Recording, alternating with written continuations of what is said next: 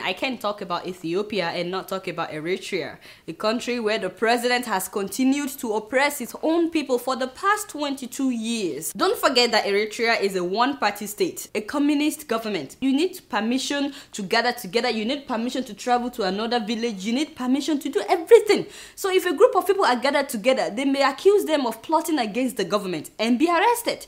And forget about freedom of press in Eritrea, because Eritrea has the least freedom of press in the whole world. For 5 consecutive years now, they've ranked the lowest. In fact, they rank lower than North Korea. And one of the things that this government requires of its people in Eritrea is a mandatory military service from the age of about 18 till God knows when. Some people have served in the military for 15 years. Everybody has to serve in the military. Even priests, religious leaders, they are forced to serve in the military. The government keeps telling them that there's an imminent war ahead, so the country is preparing for war. They're afraid that there could be war with Ethiopia because, you know, they fought with Ethiopia before. And women serving in military are forbidden from getting pregnant. On the other hand, though, army officers, male officers, have the right to have sex with these female soldiers at will. In fact, this is not considered rape, yet they are not supposed to get pregnant. You see what I'm saying? Now, one guy that escaped the military after serving for like 12 years said that he was jailed 3 times while he was in the military.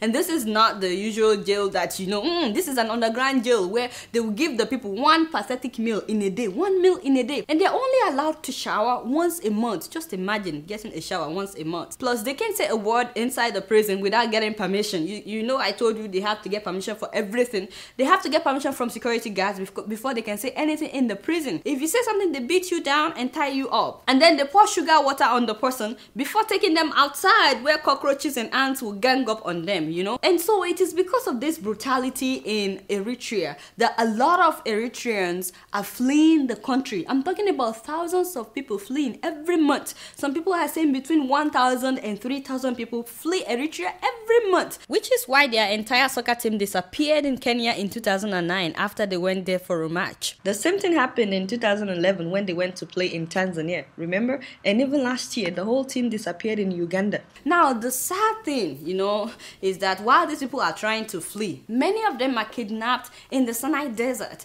by the Bedouins. These people know that the Eritreans are trying to flee the oppressive regime in their country, so they capture them on the way, demanding huge ransom from their family members. Sometimes they ask for like $30,000 to $50,000 per head. Just imagine. I'm talking about American dollars. You know, sometimes it takes months, even more than a year, for some families to raise this money because they didn't have it. But you know, you want to save your children, and you want to save your father or anybody that was kidnapped. Meanwhile, they torture these people for as long as they keep them. For months, so they beat them, they burn them, they put hot stuff on their body. You see what I'm saying? Just to torture them. They rape them, they shock them inside water, electric shock. Of course, thousands of them have died in the process, and many of them whose families somehow managed to pay the large ransom demanded, many of them, even though after the families paid, they often feel that they cannot go back home because they realize that their family has become financially ruined trying to save them. And those whose families cannot raise this money, they are usually tortured to death, yes.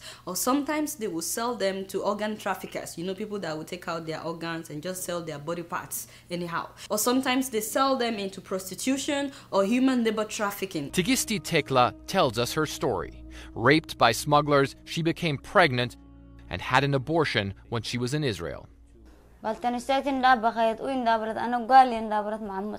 Tigisti says she's prepared to speak out so the world knows about the ordeal she and many other women suffer in the Sinai. Meanwhile, the government pretends not to know what is going on in the Sinai desert, even though this is happening to his own citizens. And this is still going on as we speak. And it's time for Egyptian government to pay more attention to what is going on in its own territory and go after these people that are killing the African immigrants. So my people, let's not be silent about all these atrocities. Please go online, find out how you can help the people that are held captive and how you can help the people that are in their country trying to get out. Honestly, I can't wait for the day that Eritreans will be liberated from this oppressive regime that they have right now. You know me, I'm just keeping it real.